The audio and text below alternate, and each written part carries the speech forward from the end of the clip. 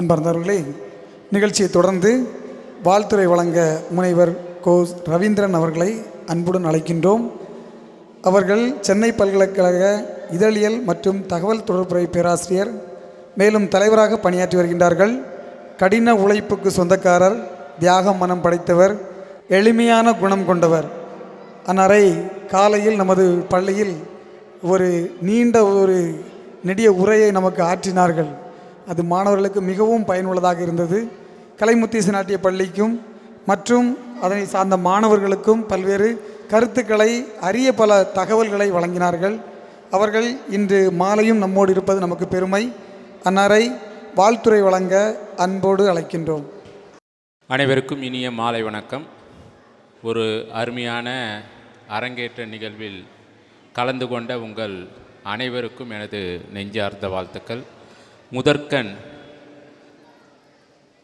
அருமை தோழர், கெழுதகை நண்பர் முனைவர் மாரிமுத்து மற்றும் அவரது இணையர் காஞ்சனா மாரிமுத்து அவர்களுக்கு எனது நெஞ்சார்ந்த வாழ்த்துக்கள்.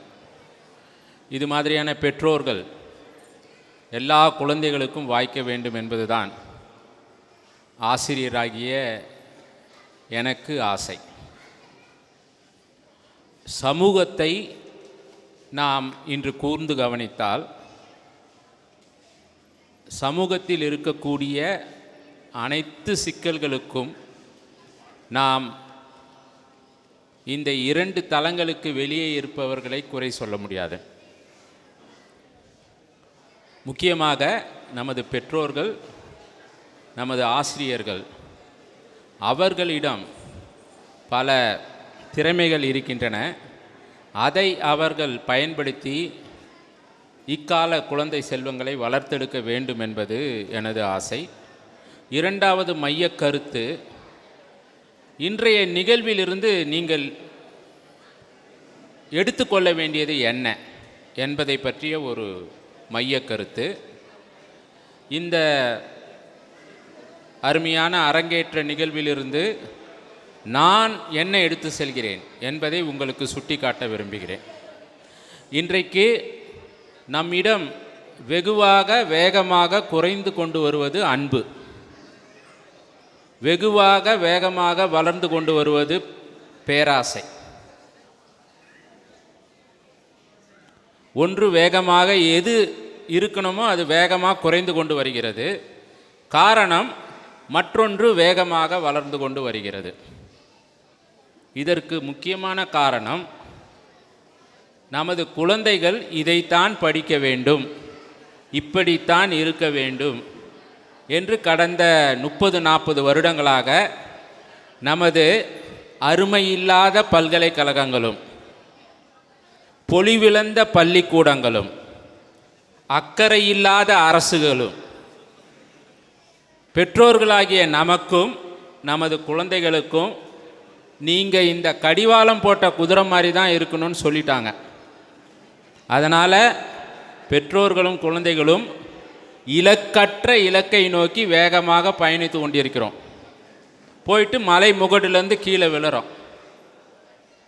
சென்னை பல்கலைக்கழக இதழியல் துறையில் கடந்த 2-3 வருடங்களாக இதழியல் படிப்பு சேர விரும்பும் மாணவர்களின் எண்ணிக்கையில் ஒரு குறிப்பிட்ட முக்கியமான அளவு பொறியியல் படிப்பை 4 வருடம் படித்து பெற்றோர்களை எதிரிகளாக பார்க்கும் 20 வயது நிரம்பிய மாணவர்களை தான் நாம் சந்திக்கிறோம். 10 அப்ளிகேஷனில் 5 applications come from engineering graduates. அதில் 3 குழந்தைகள் பெற்றோரிடம் பேசுவதில்லை என்று சொல்கிறார்கள். அப்போ யோசிச்சு பாருங்க, அவனுக்கு தேவையில்லாத படிப்பை, விருப்பமில்லாத படிப்பை அவனிடம் திணித்து அவனது 4 வருடம் வீணாகி 5வது வருடம் அவனுக்கு பிடிச்ச படிப்பை தேர்ந்தெடுத்து படிக்கிறான். ஒரு மாணவனது வாழ்க்கையில் 4 வருடங்களை பெற்றோர்களாகிய நாமும் அரசும் வீணடிக்கிறோம். அருமையான குழந்தைகள், இன்றைக்கு நான் இங்கிருக்கிறேன், அங்கே அவர்கள் வேலை செய்து கொண்டிருக்கிறார்கள். ஏன்னா அந்த எம்ஏ படிக்கும் மாணவர்களுக்கு வகுப்புக்கு வெளியே வகுப்பு. இந்த குழந்தை செய்தது இல்லையா, இதை தான் எங்கள் பசங்க இன்றைக்கி பண்ணிகிட்டு இருப்பாங்க அவங்க ஸ்டுடியோவில். கலை மூலமாக கல்வித்தளத்தை நாம் செழுமையாக்க வேண்டும். அறிஞர் அண்ணா அழகாக சொல்வார், அவர் மறைவதற்கு முன்னால் ஆற்றிய உரையில், தமிழர்களது வாழ்வியலில் பின்னி பிணைந்தது கலை. கல்வியா கலையா என்று கேட்டால், கல்வியும் கலையும் இரண்டு கண்கள். கலை மூலமாக நாம் கல்வித்தளத்தை செழுமைப்படுத்த வேண்டும். இந்த குழந்தை இன்றைக்கு எனக்கு கற்றுக் கொடுத்தது என்னன்னா, நமக்கு சொந்தமான, இந்த உடலுக்கும் மனதுக்கும் சொந்தமான உணர்வுகளை, அற்புதமான உணர்வுகளை நாம் பயன்படுத்த தவறுகிறோம். இயற்கை நமக்கு தந்தது ஒரு அருமையான கொடை. அதை நாம் ஒரு எந்திர கதியில் பயன்படுத்தி கொண்டிருக்கிறோம். நமது முன்னோர்கள் அப்படி இல்லை. நமது முன்னோர்கள் அப்படி இல்லை என்ற காரணத்தினால்தான் தமிழ்நாட்டில் திருவள்ளுவர் தோன்றினார், இளங்கோ தோன்றினார், சாத்தனார் தோன்றினார், அண்மை காலம் வரைக்கும் கண்ணதாசன், பாரதியார் தோன்றினார்கள். யோசித்து பாருங்கள், இவங்க யாருமே பல்கலைக்கழகத்தில் படிக்கலை.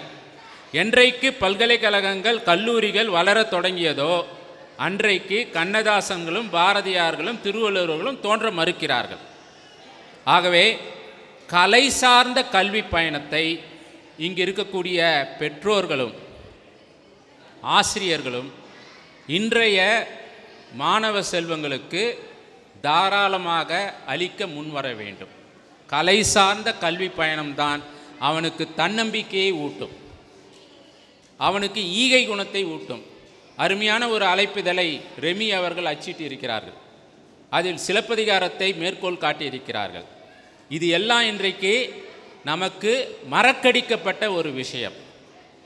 இந்த கலைமுத்து இசைப்பள்ளி சமூகத்தில் எல்லோரும் சமம், கலை என்பது எல்லோருக்கும் ஒரு பொது சொத்து, இந்த சமூகம்தான் இதை செய்ய வேண்டும் என்று இருக்கக்கூடாது என்ற ஒரு பார்வையுடன் ஒரு அளப்பரிய பணியை செய்து கொண்டிருக்கிறீர்கள். பரதம் தமிழர்களின் சொத்து. வரும்போது கேட்டேன் முனைவர் நர்த்தகி அவர்களிடம், இந்த பரதநாட்டியம் என்ற சொல்லாடல் எப்பொழுது வந்தது என்று. ஒரு 75 வருடங்களுக்கு முன்னால் தான் வந்ததுன்னாங்க. அதுக்கு முன்னால் என்ன இருந்திருக்கும்? கூத்துக்கலை என்பது தான் நமது சொல்லாடல். நம்ம இன்றைக்கி கூத்துன்னு சொன்னால் வெக்கப்படுறோம். வெக்கப்படக்கூடாது. கூத்து என்று சொல்வதற்கு நாம் வெக்கப்பட்டால் நமது முன்னோர்களை நாம் இழிவாக பார்க்கிறோம் என்று அர்த்தம்.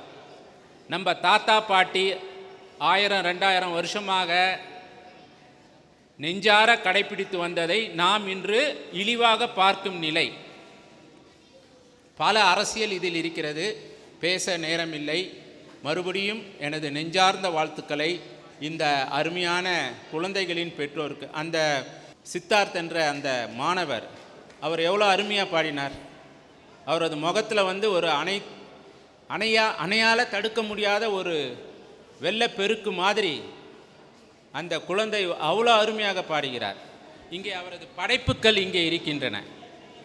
உண்மையாகவே இந்த குழந்தைகள் கொடுத்து வைத்தவர்கள், இந்த பெற்றோர்களும் கொடுத்து வைத்தவர்கள்.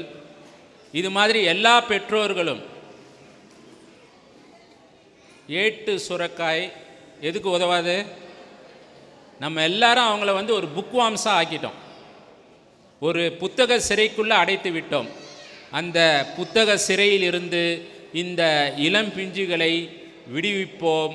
அவர்களுக்கு ஒரு செம்மையான கலை சார்ந்த கல்வி பாதையை அமைத்து கொடுப்போம். நன்றி, வணக்கம். நன்றி ஐயா. உடலில் எத்தனை அலங்காரங்கள் இருந்தாலும், எத்தனை வகையான ஆபரணங்களை நாம் அணிந்தாலும் திலகம் இல்லை என்றால் ஒன்றுமில்லை. அதை போன்று இந்த நிகழ்ச்சிக்கு திலகம் போன்று நம் முன் அமர்ந்திருப்பவர்கள் கலைமாமணி நர்த்தகி நடராஜ் அவர்கள்.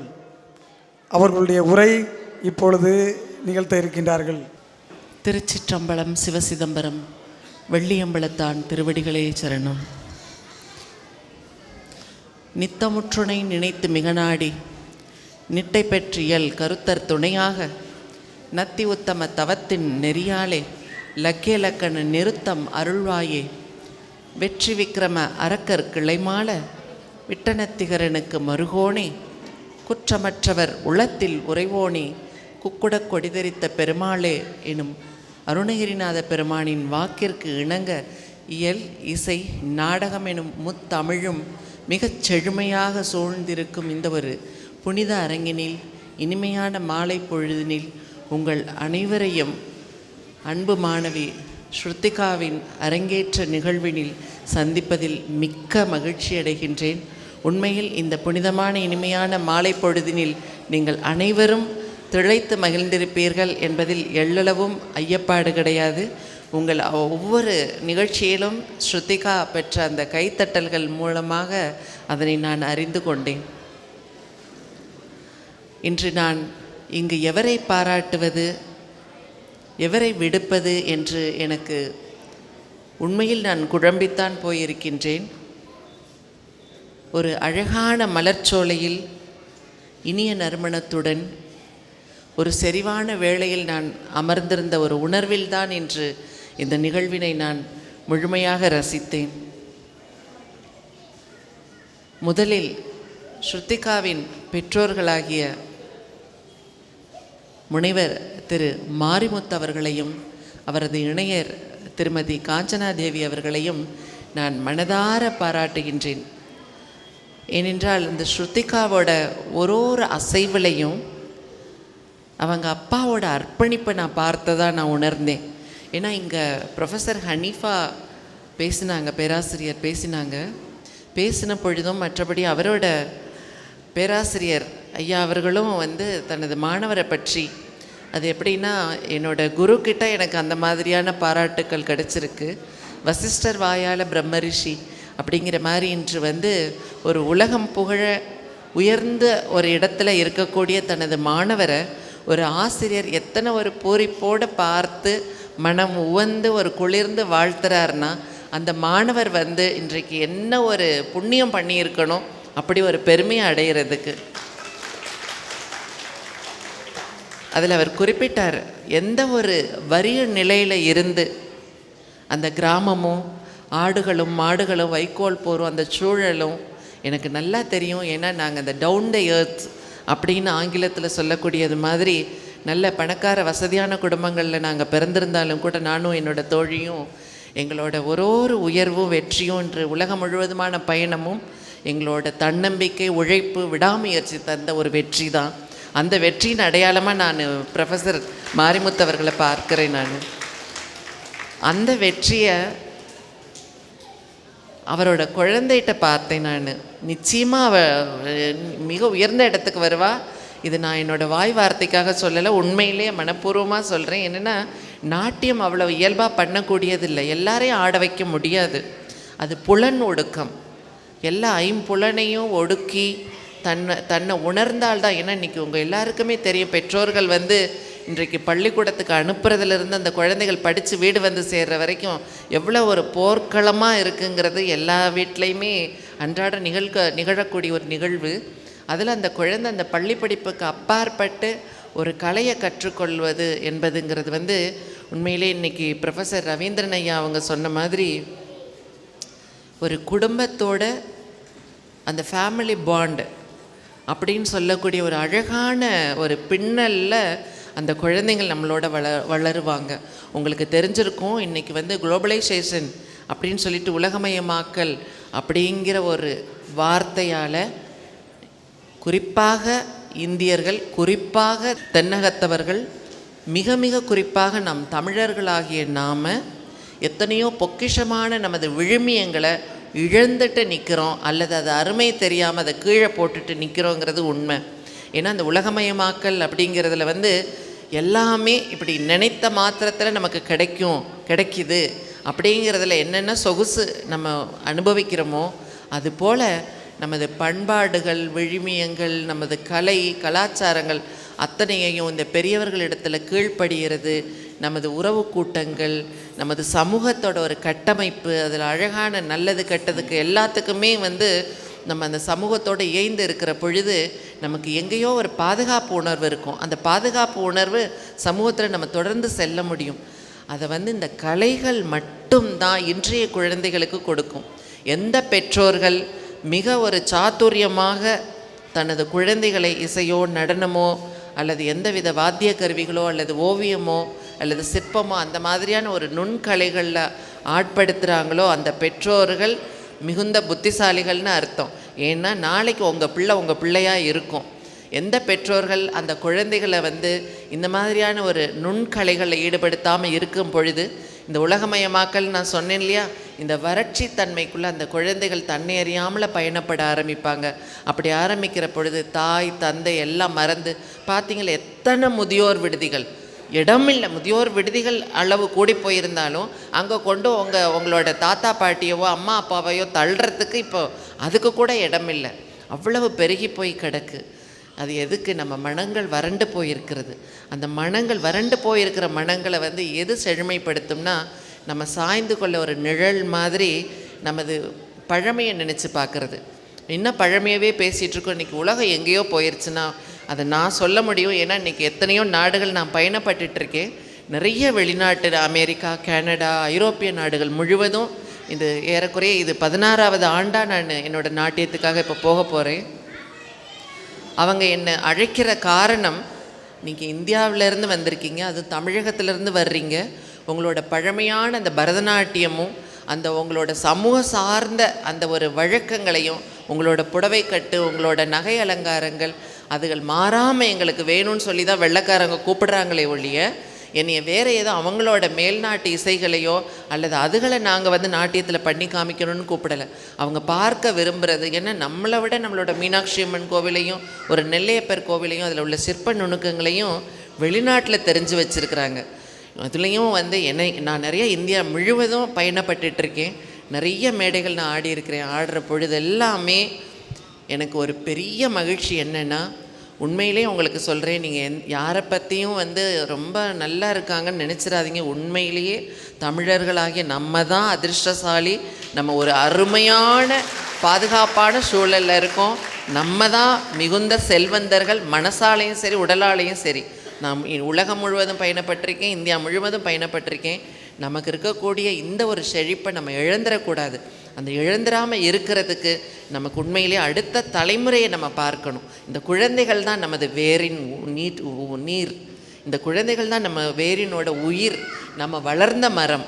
இனிமேல் என்ன சூழலோ தெரியாது, இந்த வேருக்கு தான் நீர் ஊற்றணும். அந்த நீர் ஊற்றுறதுக்கு இந்த கலைகள் வந்து உங்களுக்கு அழகான, நீங்கள் என்ன கனவுல அந்த குழந்தைகள் நிச்சயமாக நல்ல ஒரு எண்ணத்தில் தான் எல்லா பெற்றோர்களும் வளர்ப்பாங்க.